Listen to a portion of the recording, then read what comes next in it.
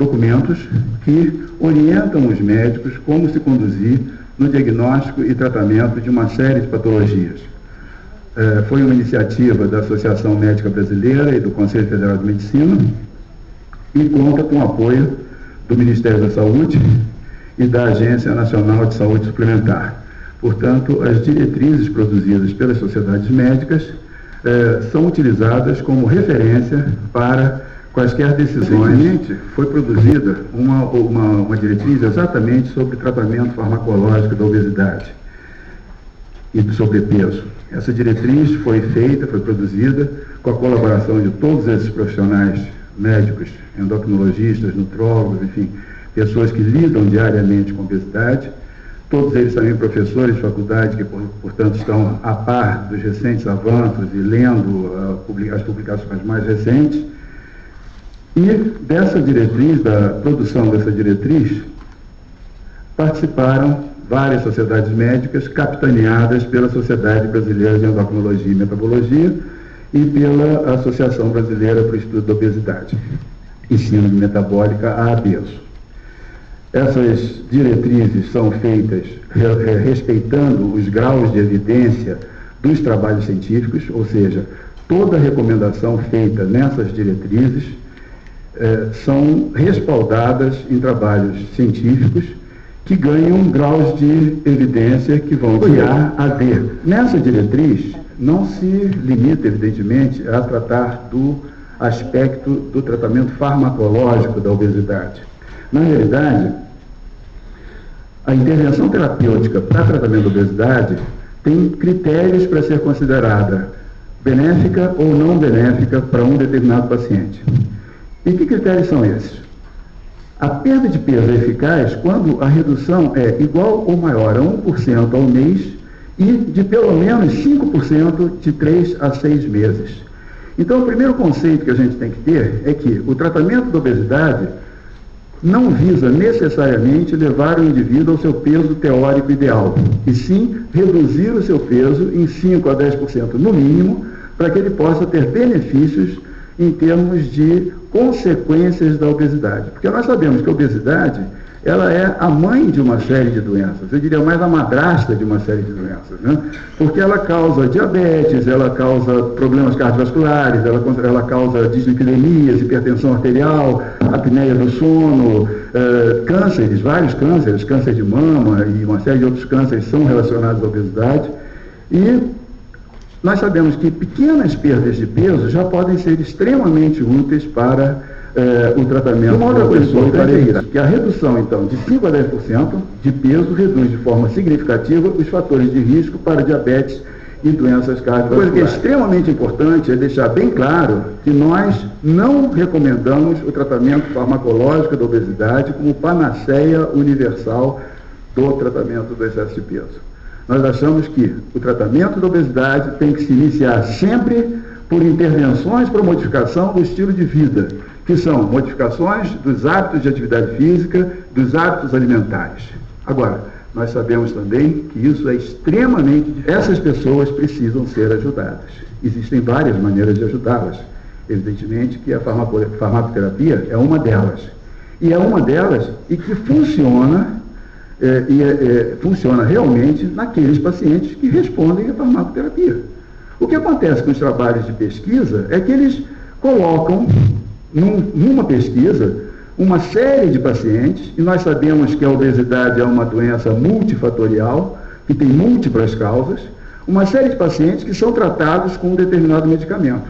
Alguns respondem, na prática clínica, se uma pessoa não responde no primeiro mês de tratamento com um determinado medicamento, nós suspendemos o medicamento ou substituímos o científico, esse paciente continua no trabalho até o fim. Ou seja, no final, os resultados ruins de alguns pacientes existem porque esses pacientes não foram retirados da casuística no momento. Numa parcela de pacientes é absolutamente indispensável alguma coisa a mais, e essa alguma coisa a mais será o uso eventualmente de medicação, mas que vai ter que ser utilizada com critérios. O grande problema da medicação para tratamento da obesidade é que inúmeras vezes é utilizado sem critério, às vezes até por solicitação do próprio paciente. Muitas vezes o paciente vai a um profissional e diz, eu quero tomar tal remédio.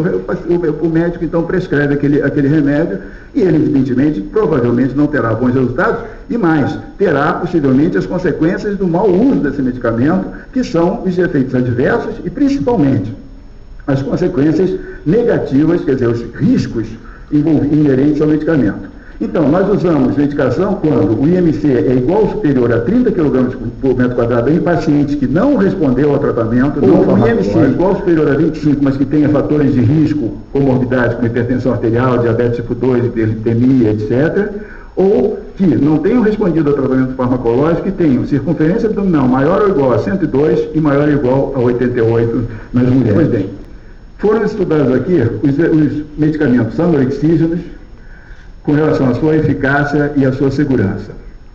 Um trabalho, sem dúvida nenhuma, cuidadoso, mas que precisam ser, talvez, avaliados sob uma outra ótica.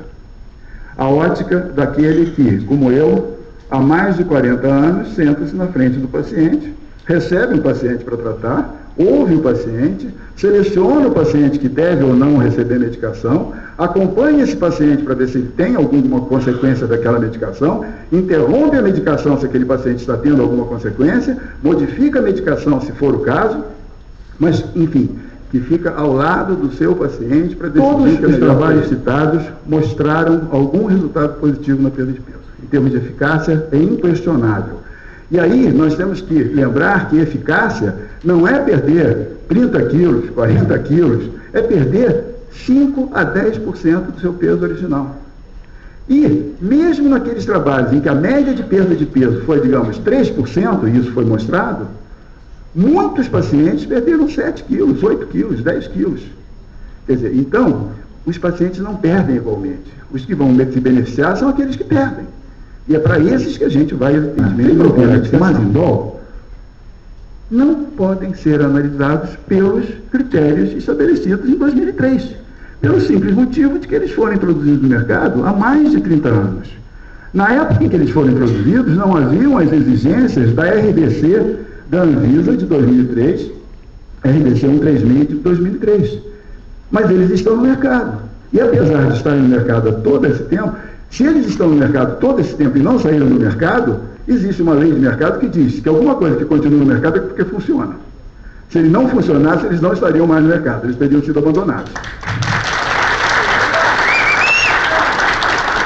Os medicamentos, segundo o relatório produzido pela Anvisa, originaram, por exemplo, a anfetramona originou 341 reações adversas. O Femproporex, 662 reações adversas. O Mazindol, 111 reações adversas. Para um produto que está no mercado há mais de 30 anos, é muito pouco. Um medicamento que está sendo prescrito aos milhares e mal prescrito, indiscutivelmente, inúmeras vezes, porque é prescrito por pessoas que não sabem prescrevê-lo, que não têm competência para fazê-lo e que o fazem. Então, isso é muito pouco. Eles estão no mercado há mais de 30 anos. Então, temos que ter uma visão diferente desses medicamentos, de ver quantos problemas realmente ocorrem naqueles pacientes que recebem medicamento bem prescrito, e não no paciente que recebe medicamento de maneira aleatória ou desvairada, como foi colocado nesse fórum. Eu tenho pouco tempo, eu não vou poder realmente me estender em detalhes. Eu espero que os colegas que estão aqui presentes possam depois fazer uso da palavra e aprofundar um pouco mais alguns pontos. Mas só para terminar, a sibutramina. O próprio relatório da nota técnica, estudando 11 estudos, a nota técnica produzida pela Anvisa, diz o seguinte: há estudos na literatura que corroboram a eficácia da utilização da sibutramina para tratamento da obesidade a longo prazo. Isso está na nota técnica que nós consultamos. Então, não vamos discutir eficácia, porque a própria Anvisa está reconhecendo que o produto é eficaz. Vamos discutir segurança, porque esse é o grande problema, e esse foi o problema que fez com que, eventualmente, a Agência Europeia de Medicamentos tenha suspendido a sua comercialização na Europa. Mas, como disse também muito bem o Dr. Neilton no começo dessa reunião, nós não precisamos seguir Estados Unidos e não precisamos seguir a Agência Europeia. Nós temos que ter os nossos critérios, as nossas avaliações e as nossas decisões e as nossas conclusões. Eu espero que essas conclusões sejam as adotadas nesse fórum, ou pelo menos na continuidade que gerou questionamentos com relação à segurança da sibutramina. É um trabalho feito com pacientes que não deveriam ter recebido sibutramina. Ou seja, pacientes com doenças cardiovasculares, com diabetes tipo 2 mais fatores de risco, com diabetes mais doença cardiovascular instalada, ou seja, pela própria bula do medicamento, nenhum endocrinologista em sã consciência prescreveria sibutramina para esses pacientes. E é claro que prescrevendo para um paciente que tem uma contraindicação absoluta para o seu uso, nós estamos arriscados a ter problemas. E eu fico surpreso que tenham sido muito poucos, porque se nós formos ver um aumento de eventos cardiovasculares não fatais de 11,4% no grupo sibutramina e de 10% no grupo placebo, a diferença é relativamente muito pequena. Então eu até esperaria uma diferença maior. Eu esperaria que tivesse problemas maiores no diabetes, mais um fator de risco. Não houve aumento de acidentes não fatais.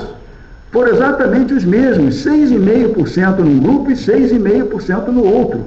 Ou seja, mesmo num grupo que teoricamente não deveria estar recebendo a sibutramina, os acidentes não fatais não foram mais frequentes do que no grupo placebo. Quando nós falamos de efeitos adversos, nós devemos lembrar que os placebos também geram efeitos adversos. E todos os trabalhos que nós podemos consultar em que há placebo e medicação ativa, as comparações são feitas entre efeitos adversos ocorridos com placebo e efeitos adversos ocorridos com medicação ativa. Esses efeitos adversos ocorrerão em muito menor quantidade se o paciente for bem selecionado. Se o paciente tem uma história pessoal de doença mental, etc., é claro que ele não deveria receber um produto que pode desencadear uma crise esquizofrênica, uma crise psicótica. Se o paciente tem uma história de doença cardiovascular prévia, é claro que ele não deve receber um medicamento que pode descompensar essa doença cardiovascular. E mais, se nós formos ver um SCOUT, o medicamento foi mantido mesmo em pacientes que não respondiam. E quando nós pegamos o SCOUT e tiramos os pacientes que não respondiam e pegamos só os pacientes que responderam ao tratamento, não houve aumento de eventos cardiovasculares. O paciente que responde ao tratamento melhora o seu perfil cardiovascular, não piora o seu perfil cardiovascular. Há um engano de interpretação desse resultado. E mais, a pressão arterial diminuiu em todos os grupos tratados. Mesmo com essa história cardiovascular grave que esses pacientes tinham, a pressão arterial diminuiu e nós sabemos que a pressão arterial mais baixa é um fator de benefício para o paciente. Então, quando nós falamos de risco e benefício, nós não temos que ver apenas risco e benefício em termos só populacionais de um trabalho feito, mas sim risco e benefício em termos individuais e finais são bem feitos. Primeiro, obesidade é uma doença crônica, com prevalência crescente e consequências desastrosas. Todos nós sabemos isso. Não é razoável extrapolar resultados obtidos numa população de cardiopatas para pacientes sem doença cardiovascular. Isso também não faz sentido do ponto de vista científico. Em lugar de retirar do mercado, é preciso fiscalizar a prescrição incorreta, abusiva e antiética.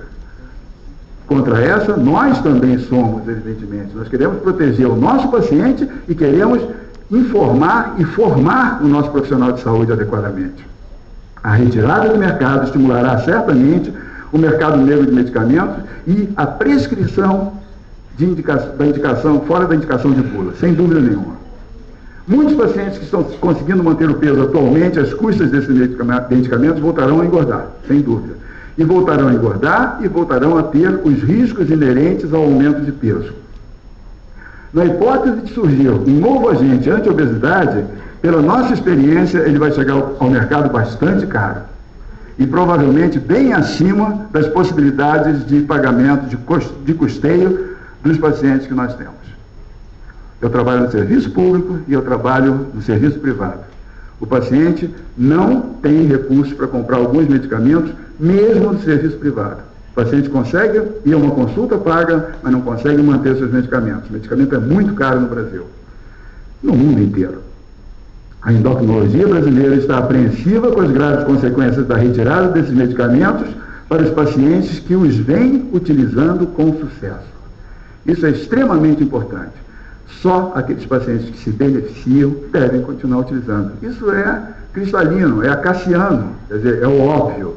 mas, como dizia Nelson Rodrigues, o óbvio só os gênios entendem. Então, realmente a gente tem que... E, finalmente, nós nos colocamos à disposição da Anvisa e esperamos que essa reunião hoje seja a inauguração desta fase em que a Anvisa possa realmente estar mais perto das sociedades de especialidades, mais perto daqueles que efetivamente lidam com o problema no seu dia a dia de consultório, e que nós possamos contribuir para a discussão que se seguirá e que decidirá ou não pela retirada dos medicamentos do mercado.